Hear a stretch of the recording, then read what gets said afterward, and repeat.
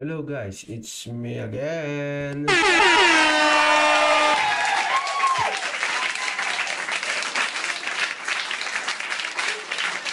Pag-usapan natin itong yung mainit na issue tungkol sa mga diskaya. Tungkol din sa flood control. At kung bago ka lang sa aking channel, please subscribe and hit the notification bell button para sa marami pang video. At pa-follow na rin po ang ating Facebook page at Solidong Taga Norte.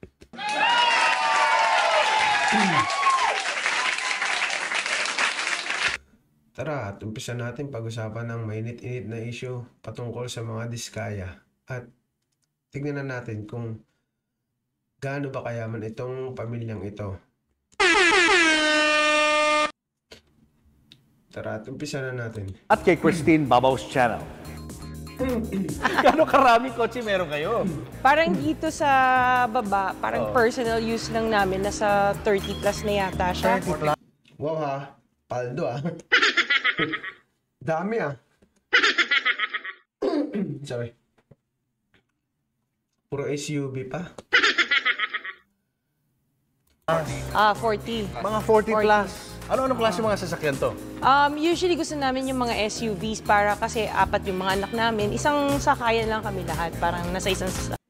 Ano to? Yung ano na ito, isang brand. Porsche? Yaman yan. Grabe, mahal yan. Oo, nagagamit niyo ba lahat yan?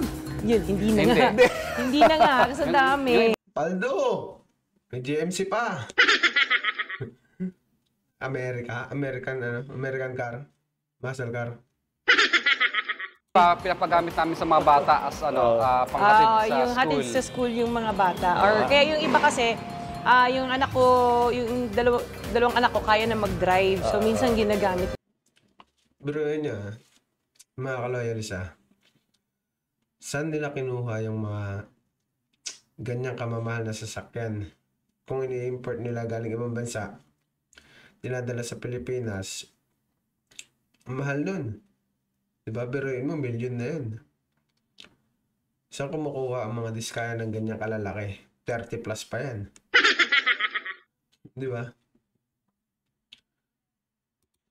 Ano-ano klase mga kotse to? Describe mo sa amin. Okay, so mostly American car siya. So ito yung Cadillac, white and black. And black. Ito yung Terno. sports niya, sports edition. version. Yes. Okay. 20, ano Wow. May sport edition pa. Isang brand. Tapos may Cadillac tsaka may sport edition. May magkaiba pang kulay. Dalawang klase ang binili. May puti at may itim. ano yata yan, 20... Basta, Oh, something 20 something, oo. And then, syempre, yung Lincoln Navigator. Wait, ang saya, ang dami niyan. Mahal. Ito yung una nabili namin. Tapos yung... Ay, hindi. Oo. Ay, hindi. Yung black pa lang una nabili namin. Tapos yung white. Gusto ko may white din siya. Black and white. Black and wow, white. black and white. Yes. Eto isa. Denali. Wait lang guys Tanggalin natin yung ads.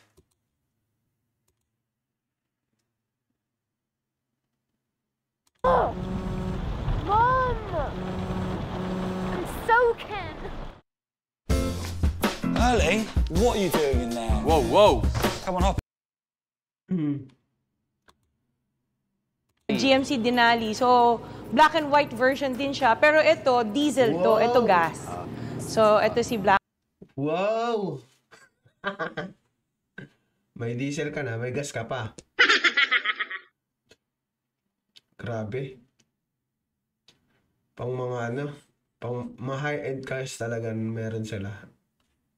Yung mga bihira lang makita sa mga kalsada dyan sa Pilipinas. Diyan mo lang makikita sa garahe nila, nakatambay. Black and white. Mamaya, And then, ipapasok sa loob. eto, nakita ko to, sinerge ko talaga sa ano to. Walang ganito sa Philippines. Nasa YouTube. Ikaw lang pala meron yan. Grabe. Yaman, sobra ng mga diskaya. At biruin niya.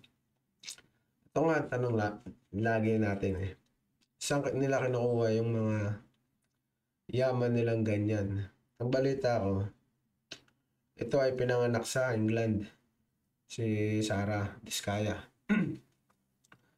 Nagtrabaho yung mga magulang nila doon, tapos ILR yata. Nag-ILR sila o nag-citizen. Tapos bumalik. YouTube. Oo, sa Wow, ano na-search to? ko, Grand Wagoneer, parang jeep. Oh. So, wala siya dito, walang ganito sa Manila. May isa yata kumuha, pero nag-iisa lang itong kulay na to. Galing dito. saan to? Pinaship ko from the US. From the US. It's an American Yes. car. Yes, it's an American. Sa tax pa lang, 1 million na yan. E paano pa yung sasakyan? Depende. Kasi dito, magkano yung sasakyan eh. Sabihin na nating 1,300 pounds or sabihin mo ng 3,000, 3,000 pounds. Magkano na yun? Nasa 200, ay hindi. Nasa mga ano na. 280, mga ganun, 280k pesos. O, mabibili mo siya doon. Kasi ang pagkaibahan dito, mabibili mo siya ng mura dito, pero parang naguhulog ka din. Kasi monthly, nagbabayad ka ng road tax, insurance, car insurance mo. May MOT ka pa. Ganun. Para ka lang naguhulugan. American car. Oh. Yeah. Bakit nagustuhan mo to? Ewan ko, ang ganda ng body niya eh. Tapos parang compact lang din siya. Tapos yung color kasi, ang ganda. Gusto ko red. Oh. Nagmamaneho ka rin? Hindi. Marunong ako mag-drive, left, right. Hindi ako marunong mag-park. Yun. Okay. So, yung sa likod, yung Suburban, Sa iyo. dito na yan, local ko na nabilit yan. Local na lang. Oo, si Suburban. Tsaka si Wow, ganda. Alphard. Oo. Ganda naman ito. Oo. So, mahilig kami sa mga malalaking kotse Oo nga kasi eh. para kasya kami. Tsaka yung mga anak ko kasi malalaki. So, here naman, mga pick-up tong dalawang to. Natuwa naman kasi ako sa kanyang lalaki. Grabe naman. May SUV ka na, may pick-up ka pa. May mga ano ka pa, yung off-road na ano? Off-road ba yun? Adventure bike. Yan. Kita natin sa video eh. Yeah. So, ito yung Dodge Ram. And then, the Tundra na Toyota. Sobrang comfortable. Ang ganda ng suspension nito. Imported din to, no? Yes. Parang walang ganito rito, no? Pilipinas. And the color red itself. Kasi bihira yung red na color nito. Nice. And then, the Toyota Sequoia. Sequoia. This is the TRD Pro.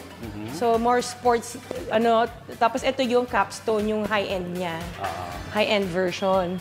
And then, ito sa mga unang sasakyan na na-purchase namin, yung X5, tsaka... Paano kaya guys, no?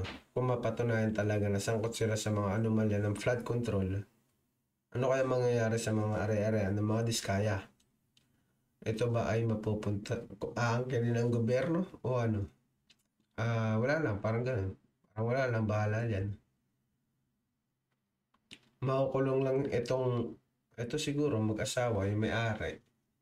Makukulong lang sila, pero itong mga sasakyan, kanila pa rin. Ewan ko kung ganun ang mangyayari. Or, mafe-freeze yung mga assets nila. yung F-Pace. F-Pace na Jaguar. Jaguar. naman to. Yes. O mga unang sasakyan namin to. Anong pinakalagi nyo nagagamit na sasakyan? Yung Rolls. Dito tayo, dito. Di Ay, tayo. dito pala. Yan. Ito parang hindi na nagagamit to, Sarah. Ito yung one of the first cars na meron talaga kami is this Altera. Ano na to, hindi na nag-reproduce to. So, Wala, ayan. isa sa pinakauna namin na Ito sasakyan. yung Hindi namin tinatanggal. GLS. Mercedes-Benz, yeah, GLS. As one of the Mercedes-Benz is very expensive yan. Very expensive na sasakyan yan. Kung dyan mo yan bibilin sa Pinas, napakamahal yan. Almost ano yan, 4 million, mga ganyan. 4 million something pataas, di yan bababa. Unless na lang kung second hand mo siya makukuha Second hand siya, pero million pa rin yung halaga niyan. S-Class series ng Benz. SUV din siya, hanggang likod, 3 row siya. And then the Volvo XC90. Ito yung gustong-gusto ko na dati na unang bilhin. Nung nabili na namin siya, hindi ko na ginagamit. Ang anak ko, ewan ko, anak ko gumagamit nito. At least gagamit na rin pala. Yes. Kahit paano, no? Yes. Napakaswerte naman ng mga anak nyo. And this is one of the most expensive purchases na Swerte talaga. May mga magulang na kurakot eh. Sino hindi si swerte yun dyan?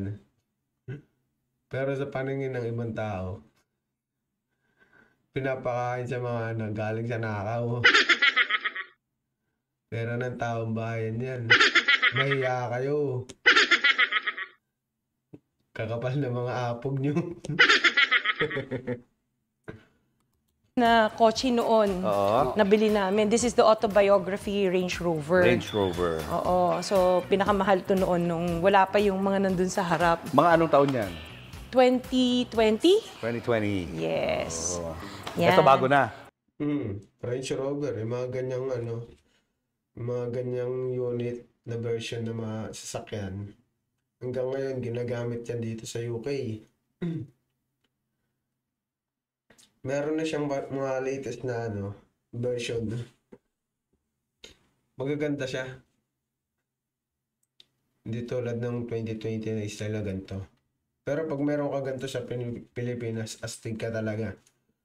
Hindi natin may tatanggi. Pero saan mga kinuha yung mga pambili?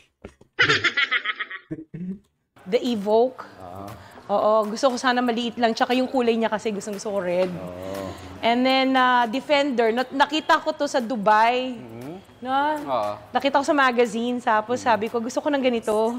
Yan. Hinintay namin dumating yung long wheelbase. Kasi 3 row siya. Usually yung Defender niya is the small compact one. Yes, ito yung mas malaki version. Yes. Para kasya kaming lahat. And then we have yung LM, yung Lexus na kakambal niya si Alphard. The higher end of hawig nga, no? Yes, the higher end of the Alphard. Pero Lexus ang ano niya. And of course yung LC2. Yes. And then sabi ko, gusto ko ng artista van. Yan. Artista? Hindi. Muntik na maging artista. Yes. Ito yun. So, yung Savannah, nagpahanap talaga ako. Magiging artista talaga pag hiniring ka na. Kasi sisikat ka eh. Ngayon pa lang sumisikat ka na. Sangkot ka sa mga anomalya ng flood control eh.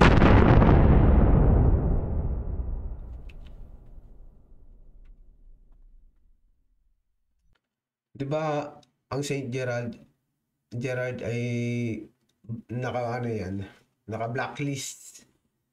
Blacklist siya. Tapos taon ng 2018 siya bumalik bilang contractor. Kaganino, admin yun.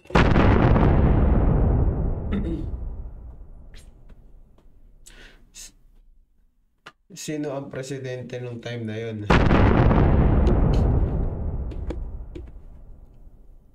Ito ba ay may connection sa mga dating nakaupo? Tsaka mga kaloyalista. Yung mga investigasyon ngayon, palalim na po ng palalim. Sa mga congressman, sa mga senators, walang pipiliin yan si Pangulo. Kahit nakakampi ka, pumalapit sa puso. Pag nagkamali ka o sangkot ka, kailangan mong managot.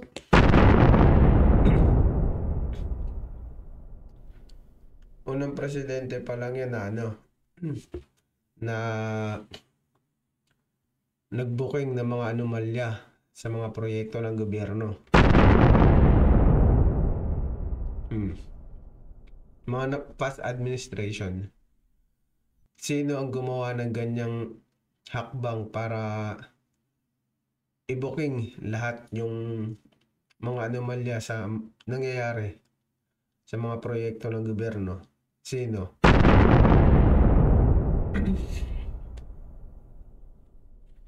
Administration ni Duterte itong bumalik itong hindi kaya eh. Bumalik siya nung administration ni Duterte taong 2018. Dating blacklisted, na ngayon ay nagtatrabaho ulit bilang kontraktor ng gobyerno.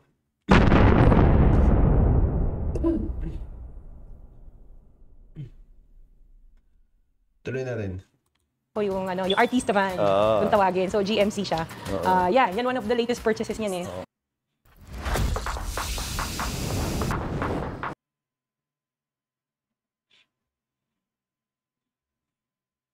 Wait lang guys, may ads. Gulo naman kasi na itong ads na to.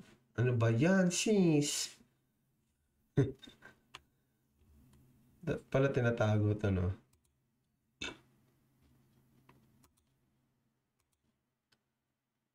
Dumating tong Ford Bronco. Binalik to. So, this is one of the first editions of the Ford Bronco. Yan. Ito, Mercedes. Ito yung Benz GLE. Ito yung unang namin na Mercedes-Benz. Unang-unang Mercedes-Benz niyo? Yes, the blue one. Tapos ito yung X7. Nung lumabas siya, bumili kami kaagad. Natuwa naman ako. Kasi ganito X7, din X7. Mahaba kasi Yes, siya. mahaba siya. Kasi Malaki. Mas malaki sa mga normal na. Grabe yung ano nila, collection ng mga sasakyan. Nakakatakot, sobrang dami. Dinaig pa nila yung mga yung mga bilyonaryo talaga sa Pilipinas. Yung mga negosyante, tulad na lang nila Ramon Ang,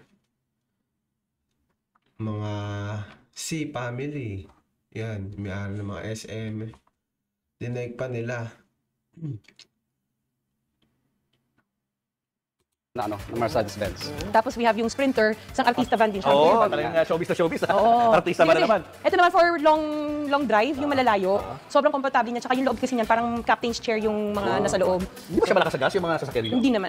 Hindi naman. Yung mga lalaki, di ba? Hindi namin maramdaman kasi paiba-iba nga ng sasakyan kaya hindi namin alam kung gaano kalakas kumonsumo. Ito naman, the Gladiator. This is my son's car birthday gift namin sa kanya to. Wow. So, pinalagyan niya ng kung ano. Sana all! Ang lupit! Ang swerte ng mga anak nyo sa magnanakaw yung magulang. Accessories eh. Ito, This is the Porsche, yes, Cayenne. Oo. Sabi namin gusto namin ng medyo parang sporty pero hindi namin nagagamit. And then we have the Maserati. Maserati? Yes. So nung lumabas siya, bumili kami. Di pala nagagamit eh. Bigyan nyo naman sa akin yung isa. Baka naman. Kahit yung lang, yung RAM, pwede na yun. Kaya yung GMC. O kaya yung pinakaunang sasakyan nyo na lang kung pwede. Daanan ko na lang dyan sa inyo sa may Pasig ba yan? Kaya mo mamigay, edi madamot. Aray ko! Tuloy. Na Maserati, itong model na to. Hindi rin siya nagagamit. Anak ko lang gumagamit. Ito, this is one of talagang gamit na gamit namin to. This is the G63. Matte finish eh. So very rare yung ganitong kulay. Tuwan-tuwa ako. Madami nagkakagusto nito eh. And then yung Benz na Avantgarde. Kasabay ito nung kulay blue na Benz. One of the first maganda siya kasi may table sa loob. So pag hinatid yung mga bata or sundo, yung isa lalo yung panganay ko na nasa Mapua, yan ang ginagamit niya kasi pwede siya sulat or gawa ng homework habang sa loob. Yeah. Biruin mo. Mga anak, syempre, mayaman sila eh. Talagang mag-aaral yung mga anak nila sa mga sikat na eskwelahan. Apuwa!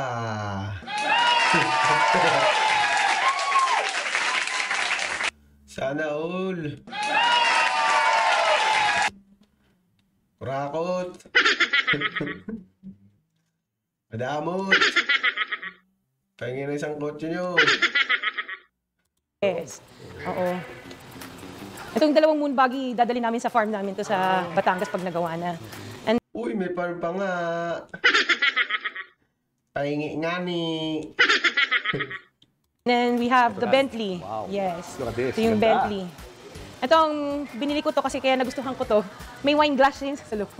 May Nilalagyan ng decanter. wine? Yes. Social! Pero hindi naman Sana all, may wine glass, may rep yan siguro.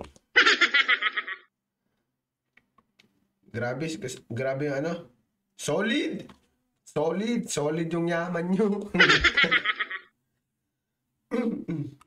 namin nagagamit. So ito, ang inside niya naman red and black. Ang interior, yes. O yan. So So, ito, sorry. Oo, yan. Nice! Yan. Very sporty ang loob. Yes. Ay, sorry. So, ito yung... Bakit hindi mo open yung ilaw? Yan. Tapos lumalabas sa sahig yung logo niya. Oo nga, no? Astig, oh. May logo ng Bentley. Pag oh. So, para may projector siya. Oh, Yes. Ipo-project siya na. Uy, ganda niya na. Ang astig. Bentley 8. Ano ibig sabihin ng 8? Walong project. ng logo sa floor. Yan, Ayun, ito naman, oh my kaya siya, gosh, may look at ano that. siya dito. Actually, champagne glass, nagkamali ako. So, yan. Champagne. Yan, pwede siya dyan. Tapos may champagne holder dito. Tapos pwede mo siya ilagay dito kasi nag-chill. So, sabay chiller din siya. So, pag Kasi ano, champagne dyan. yan, armrest lang siya pag ano. Social, no? Pag on a normal day. Oo. Para ka nasa first class na aeroplano. Yes. Sana, business class. Kulang na lang dyan, road attendant, hindi flight attendant. So, pwede siyang ibalik. Yan, isa sa mga reasons. Pag may kakaiba, yun yung... Oh, yun naman nag-attract sa'yo, no? Yes. Yung unique, no? Oo. Yan. Ang galing. And then we have the Maybach. Mercedes-Benz Maybach. Yung SUV version ng kinuha namin. Ito color niya, ganda, oh. Yes. Ayun. Ano siya, two-tone. Oo.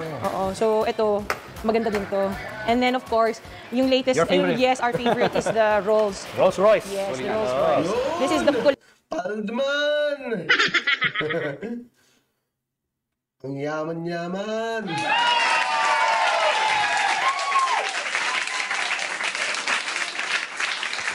Ang harap ng mga ibang artista yan sa ibang bansa. Pero siya, contractor lang. Dali mo. Bago ang lahat guys Bale, kakat na natin yung video na yan. Dito na lang tatalon. Yan. Wow, di ba? So, paano nangyari? Wow! Corina, pasok! Nasa ganitong karangyang estado ng buhay niya, buhay nilang mag-asawa, ay nanggaling pala sila kapwa ng kanyang asawa sa hirap. Ngayon, she's on top of the world. Ito ay istorya ng She's top of the world. Totoo nga naman. So, excuse me. Kung ganyan lang din naman palakpakan. Aray ko.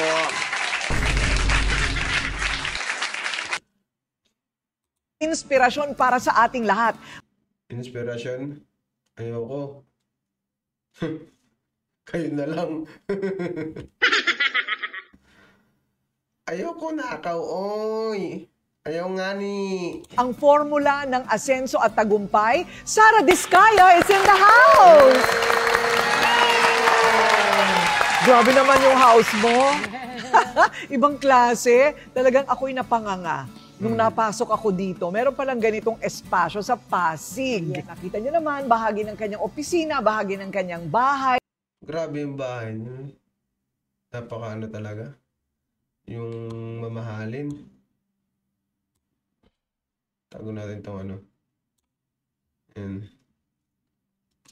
Mamahalin yung bahay nila. Ay dito naman tayo sa kanyang buhay. Hindi mo iisipin, born in London, Yes. England. Yes. Tama? Tama. Ipaliwanag mo kung bakit. Yung mom ko, dati siyang OFW sa UK. And then, kinuha niya yung dad ko doon. Yun. Kaya kami doon pinanganak. Ayun. Sister Ilan kayo ko. magkakapatid?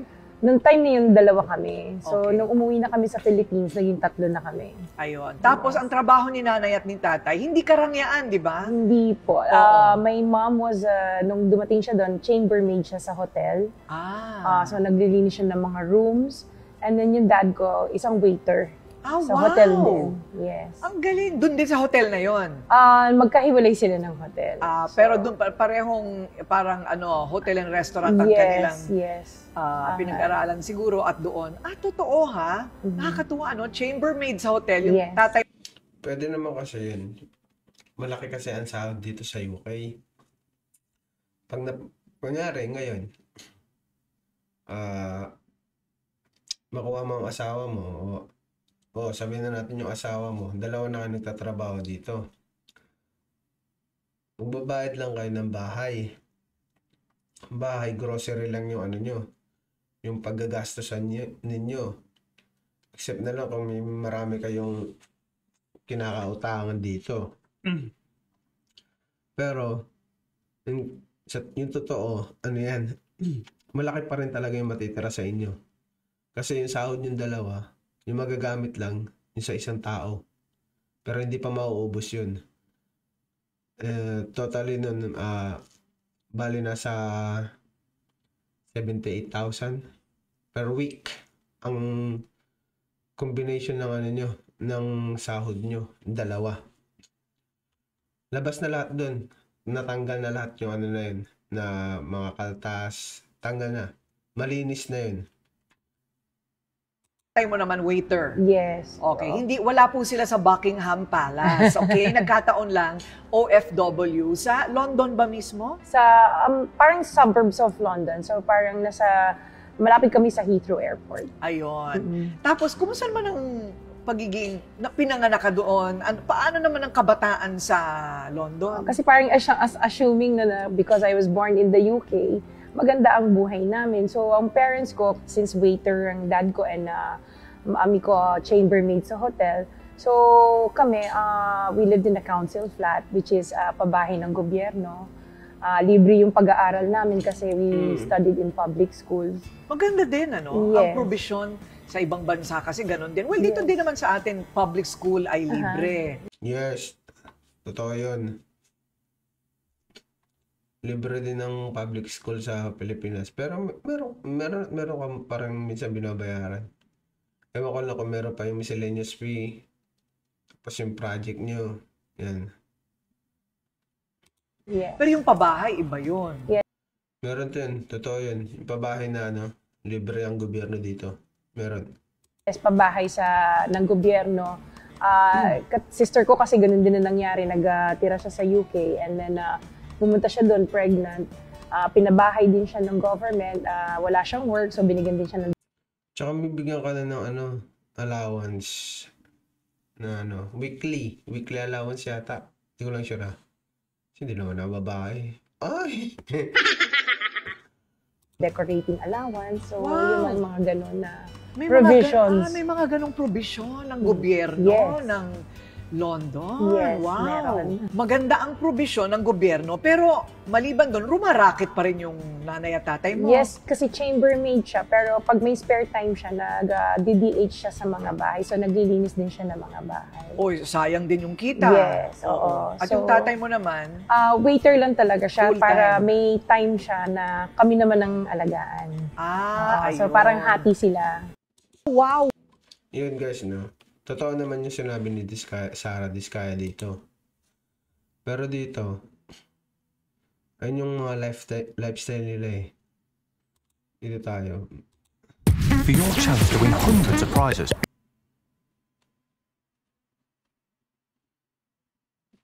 Grabe naman ads to, Julius.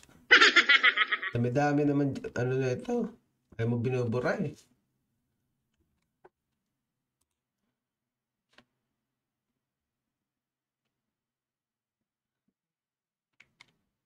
Natutong bangbang. So, yun. And then, sa mga labas ni Nora sa, yung Superstar Show. Tapos may mga show siya, sumasama ako. Sinasama ako ng lola ko, nagpa-perform ako na. Ang sa akin lang alam kong discarding kalye. Kalyeng panliligaw at saka walang date kasi hindi nangangailangan ng pera yung mga ganung klase ng style eh. So, paano ka dumiskarte ngayon? Kadalasan, dahil naging Saan ba yun? pumasok ng pagmamadre sa simbahan. Yes. So, doon ko Yes. siya... Pumasok ka? Yes. Para madre? Actually, nung 15 ako, when we first arrived here, may calling ako. So, okay. nag-try ako pumasok sa convent. So, for 3 months, nasa convent ako. And tapos, pinalabas ako para mag-search kung saan ba ako, kung sa labas ba ako or gusto ko ipagpatuloy. Nag-apply ako sa Santa Clara de Montefalco. Gusto ko maging mongha. Oo, mongha. Parang hindi ka panipaniwala ng mongha. Kaya lang, sabi ng lola ko, if pupasok ako sa kumbento, hindi daw niya ako mapapatawad.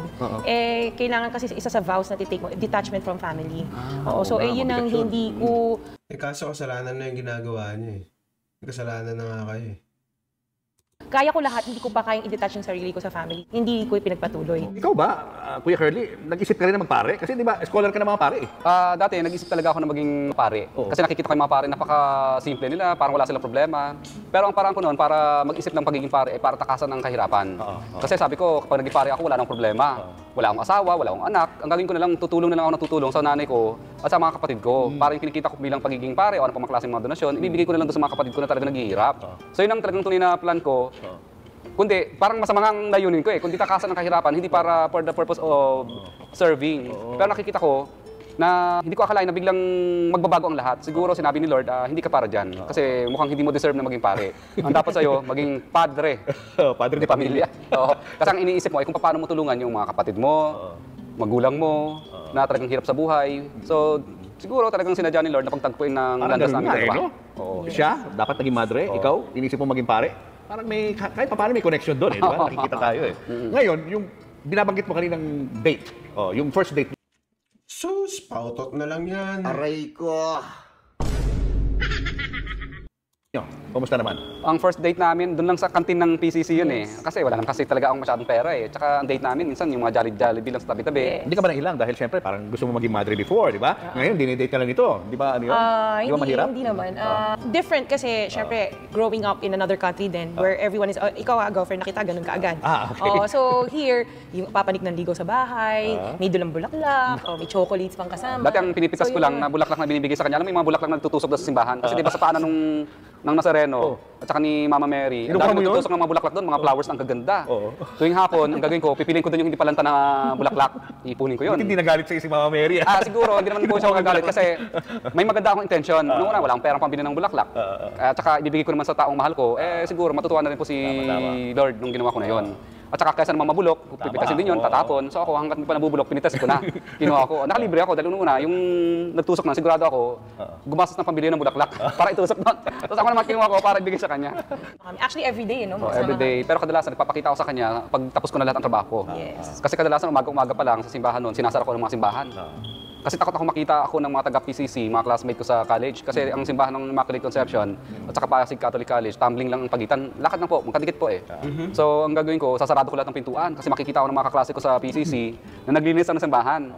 Takot din ako makita rin niya na pinagpapawisan ako at naglilinis na ng simbahan. Siyempre, so tinatago ko yung sarili ko na ako ay nagja-janitor at naglilinis, at nagmamap, at nagpapaliser. Ang gusto ko lang makita ng lahat, ng mga classmate ko at saka niya, yung nakabihis na ako ng pangsutana. Kasi parang proud na ako noon, parang tingin ko sa sarili ko, hindi ako janitor dito, hindi ako tagalinis. Lalay ako ng mga pare. Yun ang gusto ko ipalabasin eh. Ako, sakasan ako dito, may dangal ako, parang ganun na dating. Yun. Ano nagustuhan mo sa kanya? Kaya nakuha ang matamis mong oo. Anong meron kay Kuya Curly? Ano siya, persistent manligaw. So everyday, pinupuntahan niya ako sa bahay. Tapos nakakatuwa siya. Funny siya pag nag-joke. Corny pero funny. Hindi ko alam kung bakit. Tapos, ewan ko, parang iba yung... Sa totoo lang kasi noong time na yon, tatlo sila nanliligaw sa akin. So may ko na nalaman yan. Ngayon na ba? Sabi ko ito. Meron sa umaga, may karibal pala ako, lunchtime, tapos siya yung gabi. Tapos parang even though persistent din yung dalawa, pero iba yung sa kanya kasi nakakatuwa siya eh. Yung parang, komedyante. Oo, tapos parang feeling ko mas may common kaming mga pag-uugali noong time na yon. So paano kayo nag-decide na magpakasal? Kailan nangyari ito? Nung una po, talaga, takot ako magpakasal dahil wala naman talaga akong budget para sa pangpakasal eh. Ang gusto ko lang po, kahit nga sa West, takot din ako dahil parang inisip ko baka mahal. Oo, tsaka hindi talaga ready noon. Dahil nung sabi ko, paano yan? Hindi ko alam kung saan bubunutin yung pambunot. Oo. Nagpakasal na po muna kami sa West. West muna? Yes, sa West. At saka lang kami nagpakasal po nung medyo dahan-dahan ng medyo gumaganda yung buhay namin. Hiningi po niya na pakasal muna sa simbahan. Ako naman, parang ayaw ko pa sa dali kulang pa yung pang-budget natin. Actually, kasi nung time na yon, dad ko, poorly na yung health. So, tatlo kami magkapatid, yung isa lalaki, tapos yung sister ko, hindi pa siya parang financially prepared na ikasal.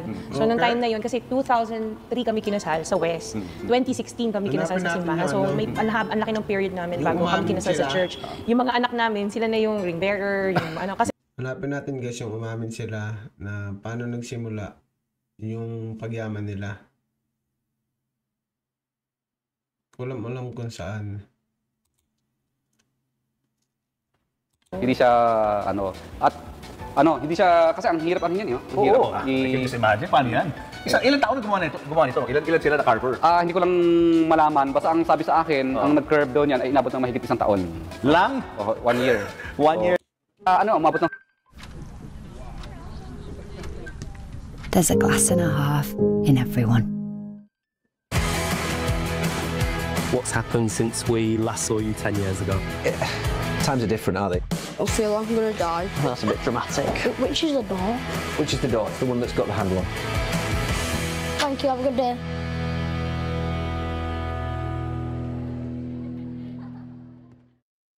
Ang 6 months ito, 6 months? ginawa, ito po. Coming from a life na nakaranas ng hirap sa buhay, paano nyo ibinabalik sa mga tao na nangangailangan? Di ba may saying na charity begins at home? So, naumpisahan namin, yung home namin is here, the office. So, yung mga employees namin, sila yung pinagbibigyan namin. So, sila yung mga nagpo-post. Nung pandemic, hindi namin pinabayaan sila. Every week, may grocery pack sila or yung vitamins or halimbawa, na-confine sila dun sa quarantine facility. Pinapadalan ko ng food, ng vitamins. Yun yung pagbabalik naman namin kasi parang inumpisahan muna namin sa bahay namin bago namin nilabas sa tao. At ngayon nga, nasa labas na yan. Yes. No? Balita ko, dinadagsa daw ng mga tao itong lugar nyo. Yes. Mga humihingi ng tulong. Yes. Anong polisiyan nyo pagdating sa ganun? Paano nyo ina-accommodate yung mga taong yun? May mga request lang sila na humihingi sila ng financial or medical. Pero naka-system naman kami para malaman namin kung sino yung balik ng balik at humihingi. Pero binibigyan pa rin namin. Kasi siguro kaya balik ng balik yan dahil talaga namang baka walang trabaho. Walang opportunity na nasa kanya, kaya wala naman siyang panggamot o baka may maintenance na naman, pambili na naman ulit. So binibigyan pa rin naman namin, hindi pa rin naman sila nawawalan. Pero kahit pa paano, nililimit namin kasi baka mamaya nag-aabuso na rin. Kasi we would like to give everyone a chance. Tama. Hindi pwedeng ikaw lang, hindi nabigay kami ng bigay, may iban mas nangangailangan. Or iba, kasi parang meron minsan na, bakit yung akin ganito lang? Yung sa kanya ganito kalaki. Siyempre, tinitignan din namin yung situation, baka yung isa parang cancer patient or siya nangangailangan ng pangkain. Siyempre, iba yung ibibigay mo dun sa gusto mo lang kumain o dun sa may, compared sa may sakit. Kailan kayo nagsimula sa pagtulong ng ganyan? Naku, matagal na. 20, simula nung nag-umpisa kami, 2013 yata, 2012, 2013, tuloy-tuloy na. Kahit may mga eruption ng sa ibang lugar, sa Taal. Pinuntahan namin. Ano yung naging parang gateway? Medical mission through financial at saka gamot na literal na pinadadala doon sa lugar nila. Humihingi sa amin yung mga kaibigan natin. Yung mga wheelchairs na mga kaibigan natin sa ibang lugar kagaya ng bandang Mindanao area, dito sa bandang Quezon City area, mga Laguna area. Tapos parang nilimit na namin, gusto namin, kami naman na mamigay, ano kaya feeling? No? So, nung birthday niya, sabi ko, ano kaya magbigay tayong wheelchair niya? O nga, no, try natin. So, nagbigay kami ng wheelchair, quad cane, nung birthday. Ito guys, no, patuloy na lang natin yan dyan kasi napakahaba na yan. Almost 1 hour. Dito na lang tayo dumako sa kabila. Kabilang Ibayo. Ito ba yun? Ito, yan. Sa DPWH. Yan. Way para gumanda ang buhay ninyo. Nag-DPWH kami. Gano'ng karaming kotse meron kayo? Mamin pa nga. Diba? Yumaman sila nung nag-DPWH sila. Mantakin mo, ang daming sasakyan. Saan galing yung pera? Diba?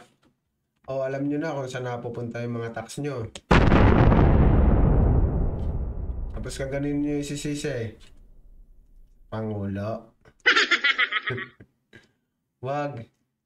Niimbestigan pa nga ng Pangulo yan eh.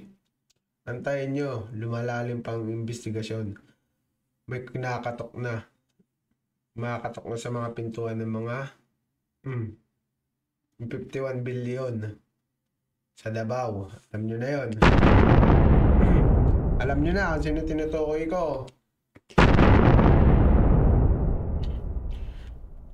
Tapos itong tatlong senador na to, si Chis, si Villanueva, at si Bongo. Mamaya pag-uusapan natin ulit yan sa next topic natin. Tuloy natin to. Parang personal use lang namin, nasa 30 plus na yata siya. 30 plus? 40. Nagagamit niyo ba lahat yan? Yun, hindi na nga. Hindi na nga. Bigyan nyo na kasi sa akin yung isa, kahit yan lang yung puti, GMC. So, mostly American car siya. Sabi nila, white and black. Yung Lincoln Navigator siya.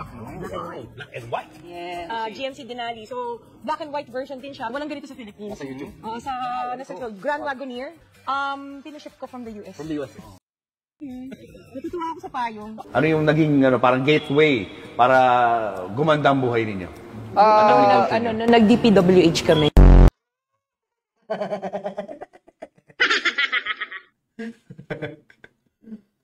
Aray ko.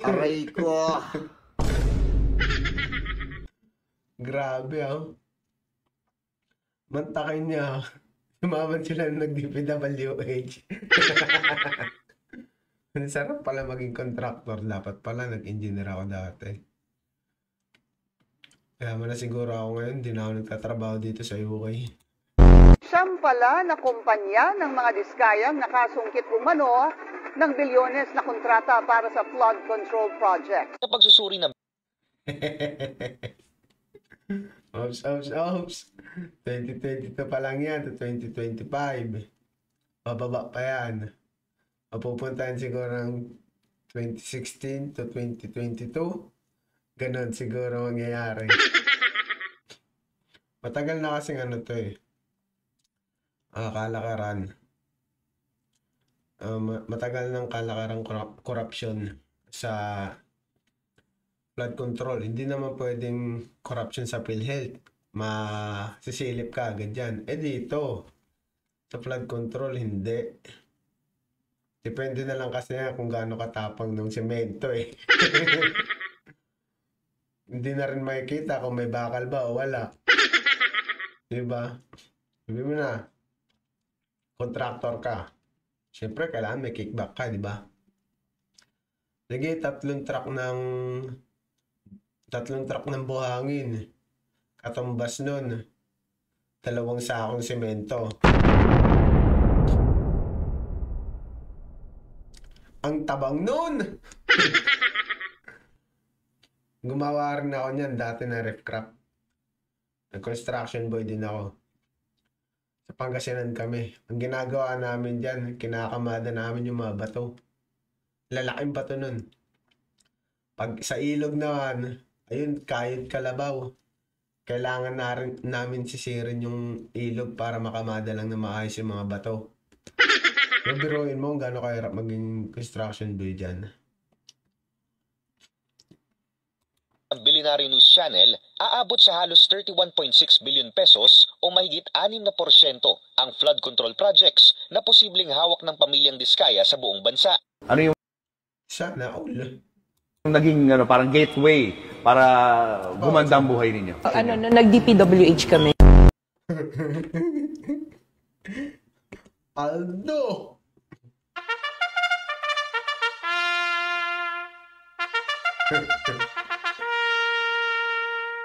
Iyon.